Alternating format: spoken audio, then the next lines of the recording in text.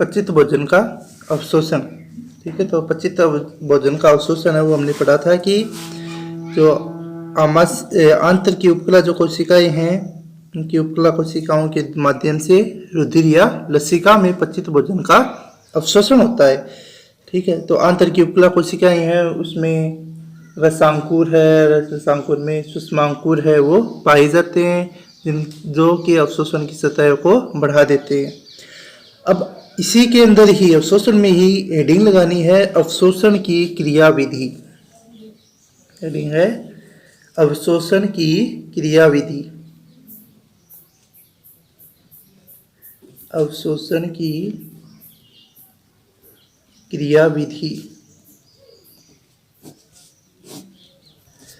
अवशोषण की क्रियाविधि। ठीक है, अवशोषण की क्रियाविधि है वो दो प्रकार की होती है। पहला प्रकार है उसको बोलते हैं सक्रिय अभिगमन, और दूसरा प्रकार है उसको बोलते हैं निष्क्रिय अभिगमन।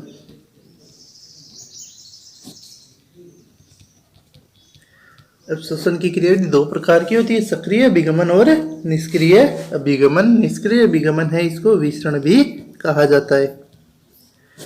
निष्क्रिय अभिगमन को विसरण भी कहा जाता है। ठीक है, जो भोजन में एमिनो अम्ल है, ठीक है, पचित भोजन है उसमें एमिनो अम्ल है, ग्लूकोज है, इनका अवशोषण तो सक्रिय अभिगमन द्वारा रुधिर में होता है। यानी एमिनो अम्ल, ग्लूकोज,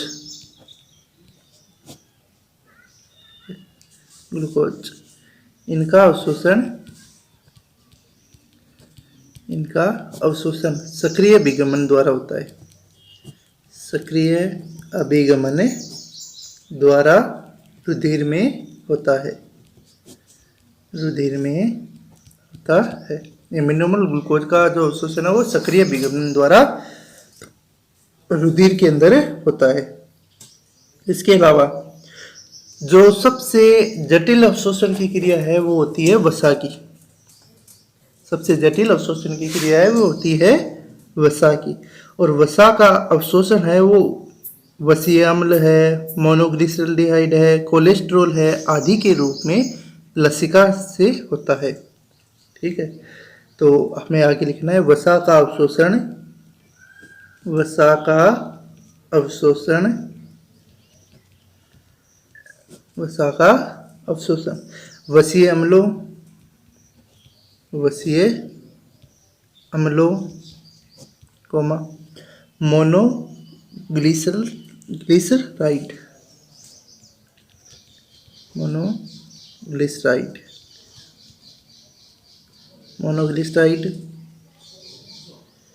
एवं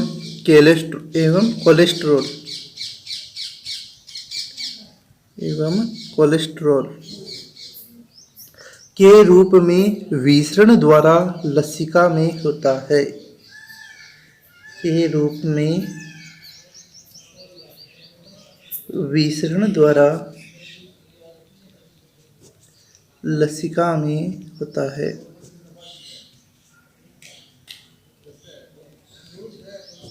लसिका में होता है। ठीक है, अब ये वसा का अवशोषण है वो पूरी क्रिया किस प्रकार से होती है उसको समझो सभी। सबसे पहले है वो वसा है, उसके साथ जो पित्त है वो जुड़कर जटिल रचना है वो बनाएगा। तो सबसे पहले वसा और उसके साथ क्या जुड़ेगा, पित्तरस। तो क्या लिखेंगे हम, वसाओं के साथ, वसा के साथ सबसे पहले पित्त रस है वो जुड़ेगा और एक जटिल रचना का निर्माण होगा। तो वसाओं के साथ पित्त जुड़कर जटिल रचना बनाता है। पित्त जुड़कर जटिल रचना बनाता है। जटिल रचना या संरचना बनाता है। ठीक, जटिल संरचना बनाता है। तो सबसे पहले वसा के साथ जुड़ गया पित्त और एक जटिल संरचना का निर्माण होगा। अब इसके बाद ये जो संरचनाएं है वो इसका नाम होता है मिसेल। ठीक है, तो जो ये संरचना बनती है ये संरचनाएं मिसेल कहलाती है। ये संरचनाएं मिसेल कहलाती है। इन संरचनाओं का नाम होता है मिसेल। यानी मिसेल क्या है? वसा प्लस पित्त, मिसेल। ये संरचना मिसेल कहलाती है। ठीक है, मिसेल है वो गोलाकार होता है। मिसेल गोलाकार होता है। मिसेल गोलाकार होता है। ठीक है, मिसेल गोलाकार होता है और इसके केंद्रीय भाग में वसा एवं मोनोग्लिसराइड है वो होते हैं। ठीक है, गोलाकार है। इसके केंद्रीय भाग में, इसके केंद्रीय भाग में, केंद्रीय भाग में वसीय अम्ल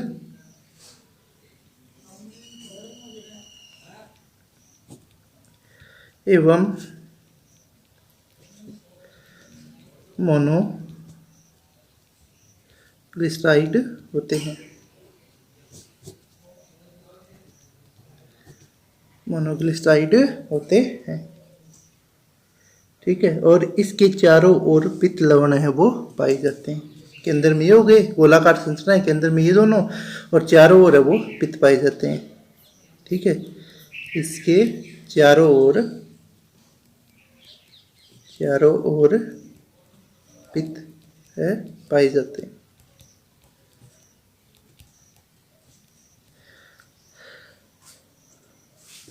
ठीक है, अब देखो, जब मिसेल रसांकुर के समीप आती है तो इसका जो पित्त है वो वसा, इसमें स्थित जो वसा है वो मिसेल से निकलकर कोशिका में चली जाती है।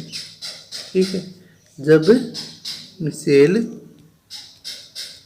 मिसेल रसांकुर के समीप आता है, रसांकुर के समीप आता है, जब मिसेल की संरचना है वो रसांकुर के पास जाएगी, रसांकुर के समीप आता है, तब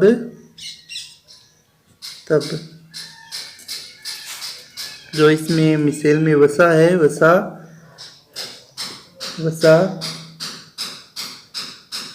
मिसेल से निकलकर कोशिका में, वसा मिसेल से निकलकर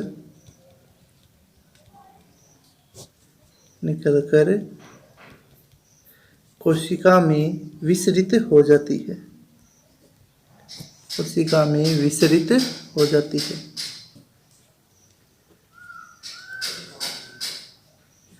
कोशिका में विसरित हो जाती है। ठीक है, इसके बाद में कोशिका में वसा अम्ल और मोनोग्लिसरल्डिहाइड है। कोशिका में वसा और मोनोग्लिसरल्डिहाइड जो कोशिका की अंतःप्रतिपयी जालिका है उसमें प्रवेश करके एक नई ट्राइग्लिसराइड संश्लेषित करते हैं। ठीक है, यानी ये किस में आ गए अब? कोशिका में। ठीक है, तो आगे क्या होगा? कोशिका में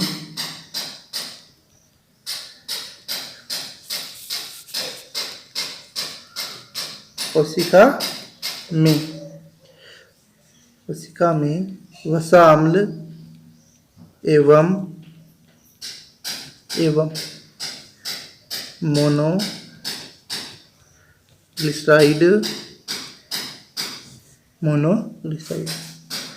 चिकनी अंतःप्रदवी जालिका में, चिकनी अंतःप्रदवी जालिका में। ठीक है, जो स्मूथ एंडोप्लाज्मिक रेक्टिकुलम है उसमें जालिका में प्रवेश कर नई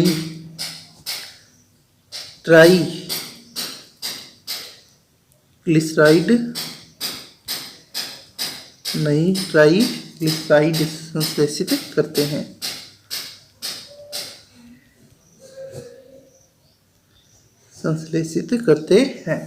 ठीक है, इसके चारों ओर प्रोटीन, अब इसके चारों ओर है वो प्रोटीन आ जाता है। इसके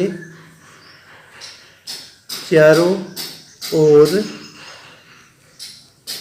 प्रोटीन आ जाता है। इसके चारों ओर प्रोटीन आ जाता है।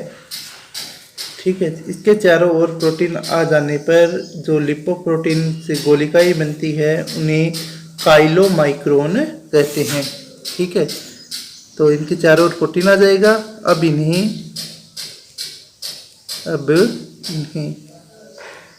काइलोमाइक्रोन कहते हैं। अब इन्हें काइलोमाइक्रोन कहते हैं। अब इनका नाम हो गया काइलोमाइक्रोन। ठीक है, अब ये बही कोशिका लयन द्वारा बाहर निकल जाते हैं। ठीक है, बाहर किधर जाएंगे? लसिका में। अब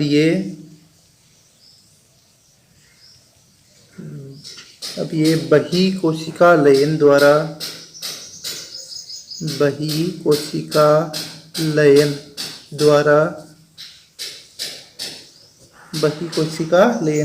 बाहर निकलकर लसिका कोशिका में चले जाते हैं। बाहर निकलकर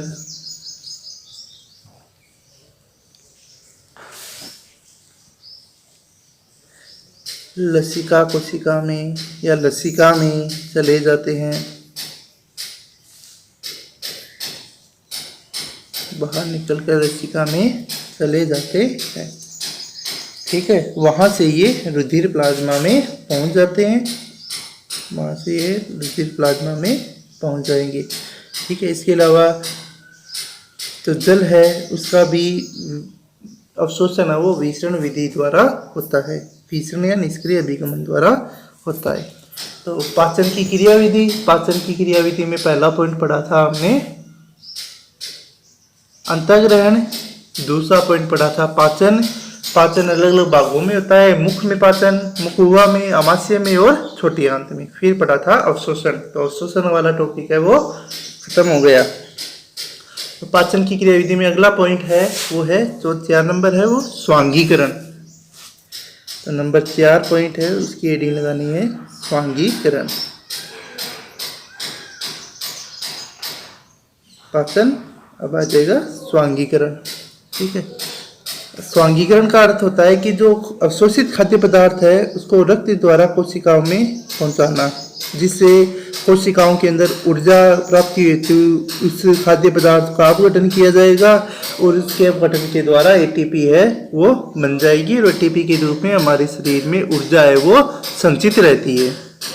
ठीक है, तो इसमें स्वांगीकरण में लिखना है अवशोषित खाद्य पदार्थ रक्त द्वारा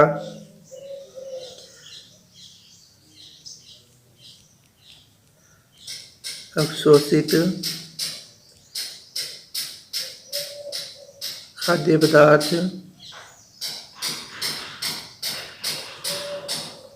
रक्त द्वारा कोशिकाओं में पहुंचते हैं। कोशिकाओं में पहुंचते हैं।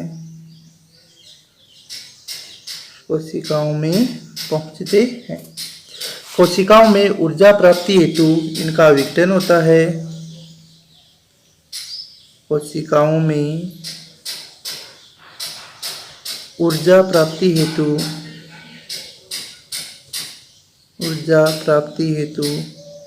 इनका विघटन होता है।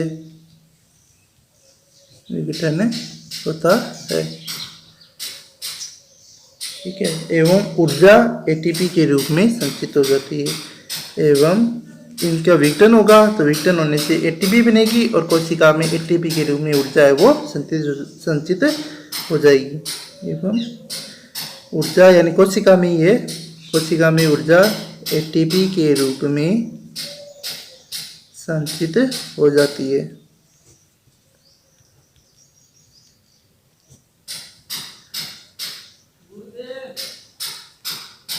अगली जो हेडिंग है वो लगानी है बहिक्षेपण।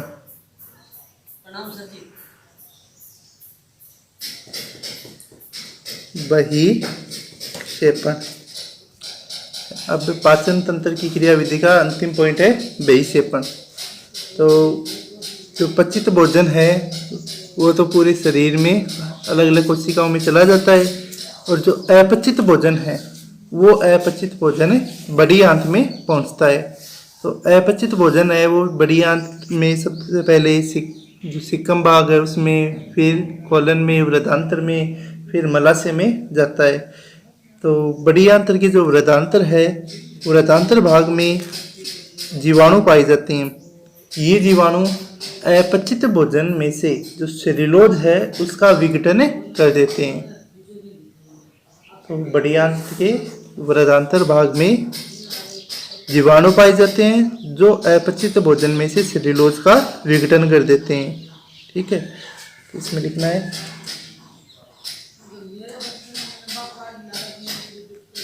भोजन का अपचित भाग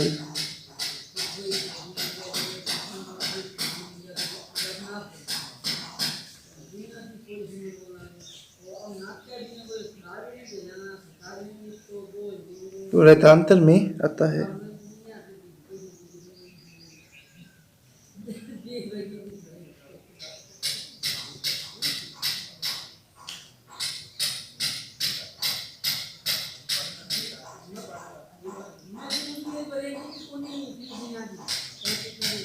इसमें अनेक भोजन का अपचित भाग वृद्धांत्र में आता है और वृद्धांत्र में अनेक जीवाणु पाए जाते हैं।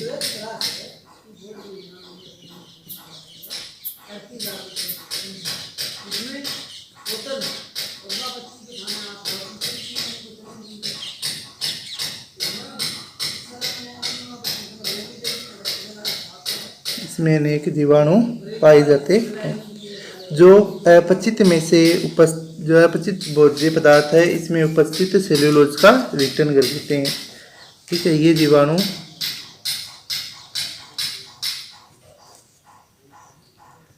अपचित भोजन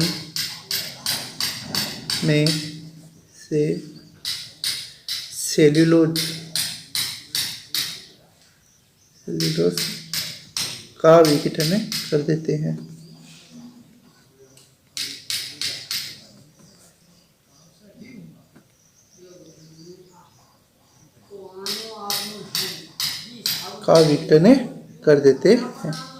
वृद्धांत्र का मुख्य कार्य जल अवशोषण एवं मल बनाना होता है।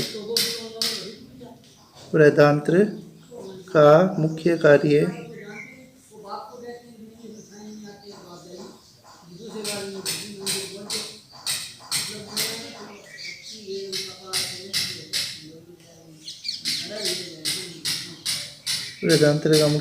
जल अवशोषण एवं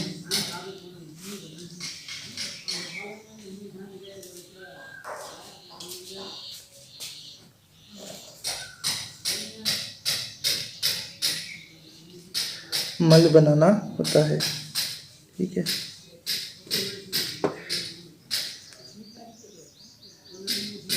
गुदा द्वारा मल का बहिक्षेपण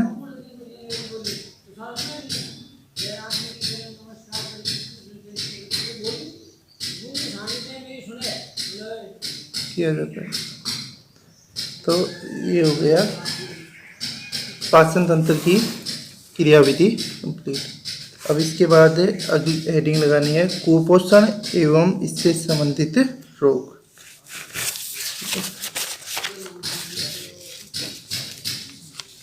अगली हेडिंग है कुपोषण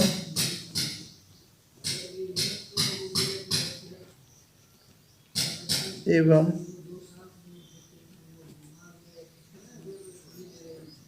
इससे संबंधित रोग। कुपोषण एवं इससे संबंधित रोग।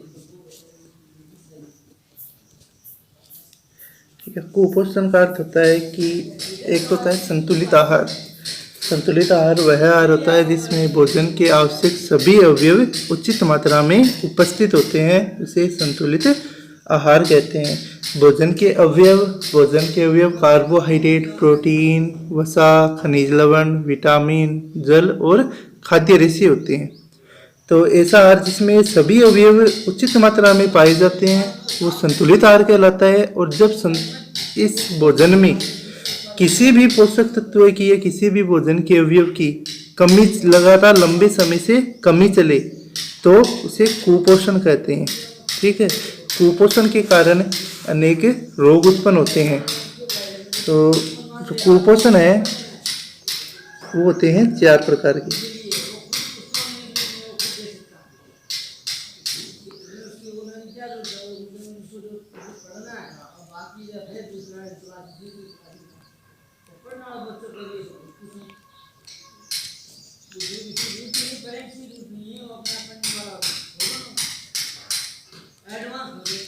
कुपोषण 4 प्रकार का होता है। 1 नंबर अल्प पोषण। अल्प पोषण अल्प पोषण का अर्थ होता है जब लंबे समय तक भोजन में अपर्याप्त मात्रा में लिया जाता है तो इसे अल्प पोषण कहते हैं।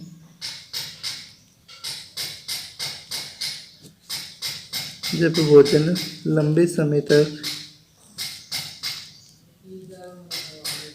पर्याप्त मात्रा में लिया जाता है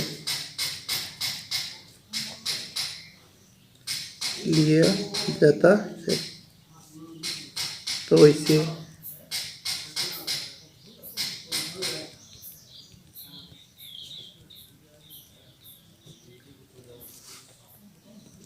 नंबर 2 दूसरा पॉइंट है अति पोषण।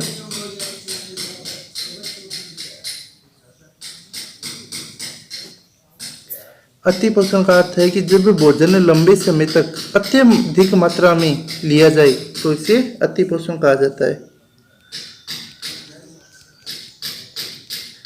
जब भोजन लंबे समय तक अत्यधिक मात्रा में लिया जाए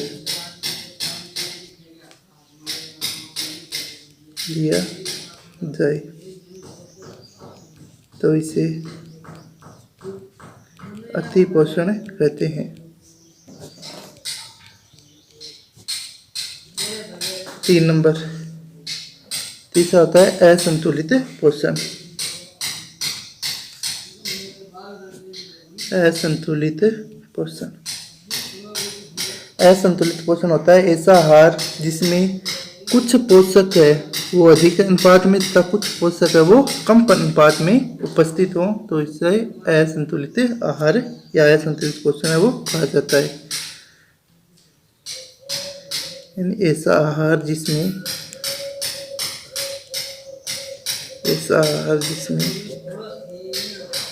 कुछ पोषक तत्व है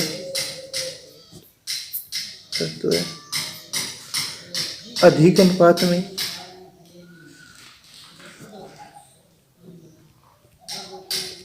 तथा कुछ पोषक तत्व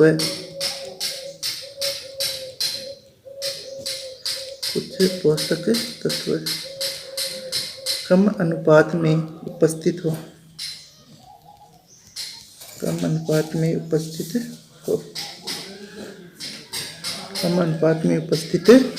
उसे असंतुलित आहार या असंतुलित पोषण कहते हैं।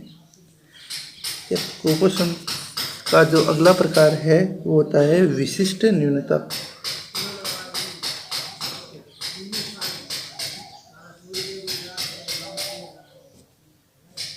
विशिष्ट न्यूनता जब आहार में कोई विशिष्ट पोषक पूरी तरह अनुपस्थित हो। जब आहार में कोई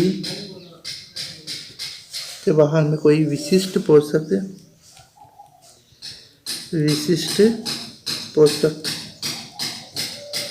पूरी तरह अनुपस्थित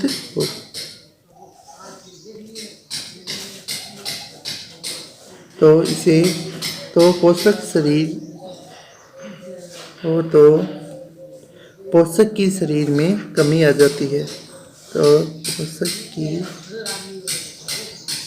शरीर में कमी आ जाती है। इसे विशिष्ट न्यूनता कहते हैं। ठीक है, कुपोषण के कारण व्यक्ति कमजोर और रोगी हो जाता है।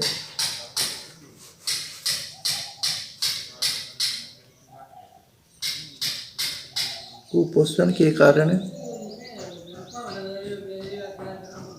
व्यक्ति कमजोर एवं रोगी हो जाता है।